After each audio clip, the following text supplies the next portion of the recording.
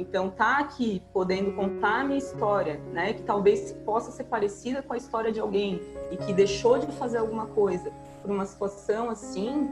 E foi num desses treinos onde eu saí para correr num dia comum, num dia qualquer, lá em 2003, que aconteceu esse episódio que, né, te chamou a atenção. Caríssimos amantes da corrida, sejam todos bem-vindos ao canal Corrida Consciência. Meu nome é Vitor Franco. Nesse vídeo, nós vamos abordar um assunto que eu nunca pensei que fosse falar aqui. Giovana, seja bem-vindo ao canal Corrida Consciência. Muito obrigado por você aceitar conversar com a gente, gravar esse vídeo. Logo que eu vi a sua postagem, eu já tive a ideia, falei assim, poxa vida, olha que bacana. Seria tão bom se eu pudesse fazer um vídeo sobre isso. E logo depois que eu vi a sua história, eu falei assim, não, vou fazer melhor do que isso, vou convidar a Giovana. E eu convidei e você aceitou. Eu gostaria que você se apresentasse para o pessoal. Vitor, primeiramente, muito obrigada, né, em ter feito esse convite. Para mim é uma honra estar participando aqui do seu canal. Eu me chamo Giovana Exel, eu sou graduanda de Educação Física na Universidade do Estado de Santa Catarina, né, em Florianópolis. Eu era judoca, então comecei a correr em decorrência da preparação física mesmo para o judô. Né, comecei a competir em corridas de rua em 2009. Hoje eu sou atleta da União Catarinense de Atletismo. Desde que eu comecei a correr lá em 2002, 2003, eu, né, virei uma apaixonada pelas corridas de rua. E foi num desses treinos onde eu saí para correr num dia comum, num dia qualquer, lá em 2003, que aconteceu esse episódio que, né, te chamou a atenção. O que aconteceu lá em 2003 com você, para você ter o cuidado com essas 10 dicas para correr em segurança? Era agosto, né, de 2003, eu lembro muito bem. Quem é daqui de Florianópolis lembra que foi um inverno muito rigoroso. Era um dia frio, mas eu tinha um treino para fazer. Eu corria numa pista que tinha no meu bairro e eu saí de casa por volta de 7h30, então já era noite, né? Lembro que na época que morava com minha mãe, eu tinha 18 anos, minha mãe falou, mas né, vai correr nesse frio, no escuro? Eu disse, mãe, vou treinar. Fui tranquilamente. Na época não tinha GPS, não tinha treinador, não tinha nada. Então a pista era demarcada, ia dar 10 voltas naquela pista. E na última volta, de repente, eu sinto alguém me pegando pelo pescoço. E tudo foi muito rápido, né? Eu não sei dizer assim, mas como tu teve essa reação? Eu só soube da minha reação quando isso realmente aconteceu comigo. Então foram questões de segundos onde eu senti o cheiro, um cheiro alcoólico, eu consegui, né, olhar para o lado, vi que era um homem que eu não conhecia, seminu, porque ele vestia só cuecas. Minha primeira reação foi gritar, pedir socorro. Só que enquanto eu gritava, eu via que aquilo não ia adiantar de nada, porque ele já estava dando alguns passos para trás e me levando. Então, num estalo, né, eu consegui, eu lutei mesmo com ele, né, entrei em briga corporal e consegui me desvencilhar dele, possivelmente por, né, ter praticado judô, enfim, não sei, vem uma força, vem uma coisa de dentro de ti que não tem explicação.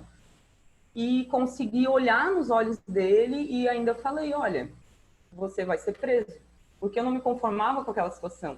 E saí correndo.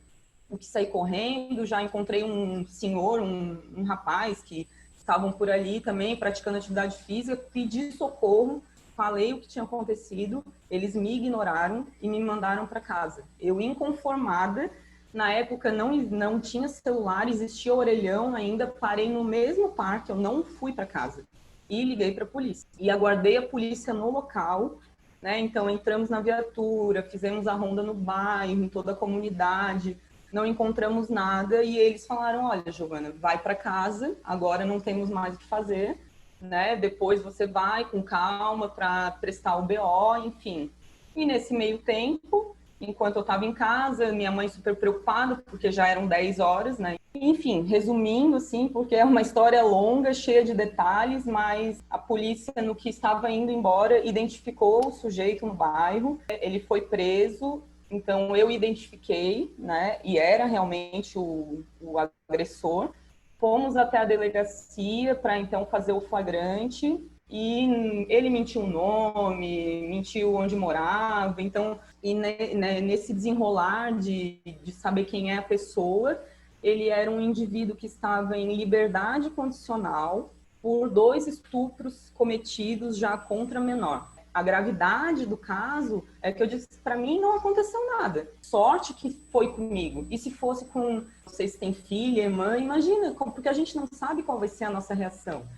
E infelizmente, no julgamento na época, né, ele foi preso, perdeu a liberdade condicional, mas infelizmente na época no julgamento ele não foi julgado de nada, simplesmente porque não teve o ato, foi o que o juiz me falou. Então, na época eu fiquei muito indignada, porque então eu deveria ter deixado ter o ato para ele ser culpado do que ele tentou fazer. Então, assim, a justiça no Brasil, eu não sei como está essa lei hoje em dia, eu acho que já mudou, mas na época que foi 2003, ele não foi culpado de nada, não foi acusado, ele cumpriu 1 ano e meio e foi solto, infelizmente. Tudo é muito impressionante, né? Mas esse final no julgamento é que mais impressiona, né? Porque você não teve dúvida. Já se passaram tantos anos. Com certeza hoje você tem certeza, na época você tinha muito mais. A certeza permanece.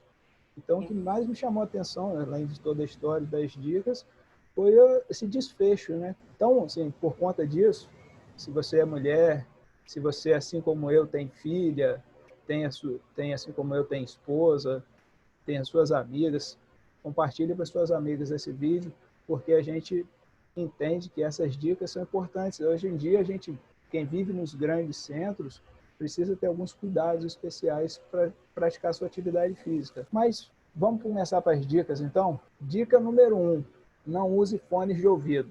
Essa dica eu acho uma das mais importantes de todas, porque o fone de ouvido te tira totalmente a atenção, né? Mas eu, Giovana, só consigo correr com fone. Infelizmente, eu sempre fui acostumada a não correr com música, né? Porque até quem corre, treina mesmo, sabe que o ideal é sem a música, porque a gente consegue ver sentir a cadência, sentir o nosso coração, a respiração. Tente treinar sem o fone. Vai ser um desafio como um corredor mesmo, né? Um novo treino, um novo desafio. Mas eu não consigo. Então, de repente, um fone só, né? Para que consiga ter atenção a tudo que está acontecendo ao seu redor. Eu, além de correr, eu pedalo também. Então, tem gente que pedala de fone. Isso eu acho o fim do mundo, porque a gente está ali na rua, ciclista não é respeitado, e a gente não sabe se o caminhão está vindo, se ele vai desviar. E quando a gente está atento ao que está acontecendo ao nosso redor, a gente percebe. Porque quando aconteceu comigo, antes mesmo da pessoa chegar em mim, eu percebi que tinha alguém atrás de mim. Quando eu percebi, eu achei que fosse algum amigo, porque morava muitos anos no bairro, enfim. Então, acho que essa é a dica fundamental. Dica número 2, mude as suas rotas de treino. Principalmente hoje em dia, que, né, o pessoal tá com o aplicativo, o Strava, eu digo que ele é o fofoqueiro. De repente dá uma desculpa que não foi em tal lugar porque tá doente, porque o Strava vai mostrar assim, mas tá doente, mas tem um treino teu aqui, ó, em tal lugar, em tal hora. Então, a questão da rota eu acho interessante. Por mais que eu sempre saio da minha casa, mas eu mudo. Às vezes eu vou por uma rua, às vezes eu vou por outra rua, e dependendo do treino, é treino longo, eu sempre faço o mesmo trajeto no treino longo, mas eu não tenho treino longo todo dia. Então, acaba diversificando. Mas é muito cuidado. Não é, porque vira rotina. Tu sai sem o fone, tu muda a tua rota. Hoje eu vou... E é legal mudar também o terreno, né, o ambiente. Aqui nós temos várias orlas para correr. Então, um dia eu vou para uma, outro dia eu vou para outra. E não é uma paranoia, né? Mudar a rota. É apenas um cuidado. E que no final das contas, tudo agrega no treinamento, né? Então, é bacana. A dica número 3 é alternar os horários de treinos. Assim como a rota, né? É uma dica mais difícil de se cumprir. Eu, por exemplo, eu só gosto de treinar de manhã, né? Meu rendimento é muito melhor.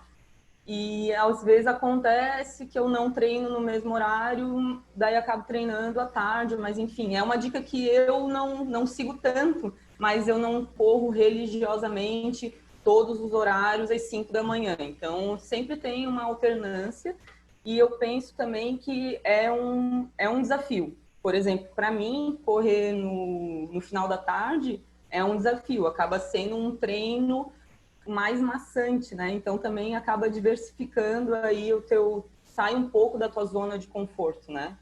Mudando o teu horário de treino, até porque é interessante, muitas provas são de manhã, mas tem muitas provas que são à noite, né? Então, Sim. como é que eu vou estar na condição para correr à noite numa prova? A dica número 4 é aprenda a se defender.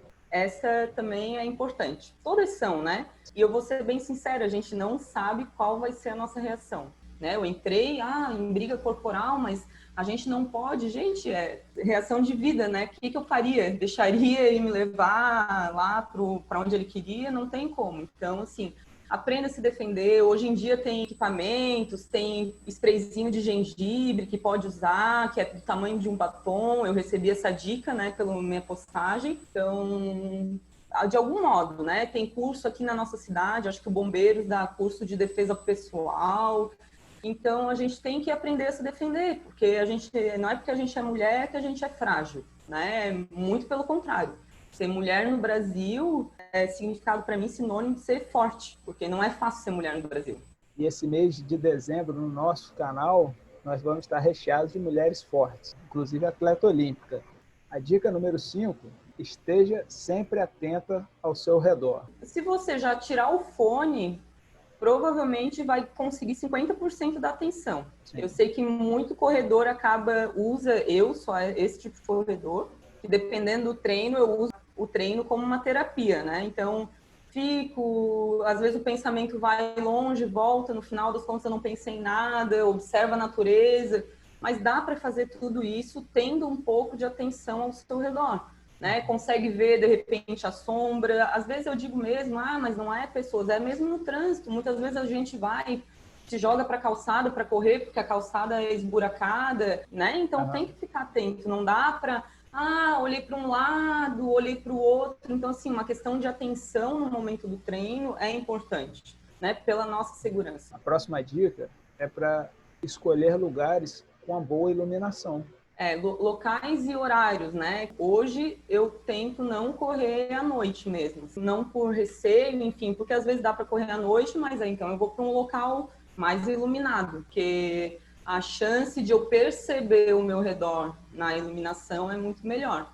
Número 7, se você puder, treine com amigos.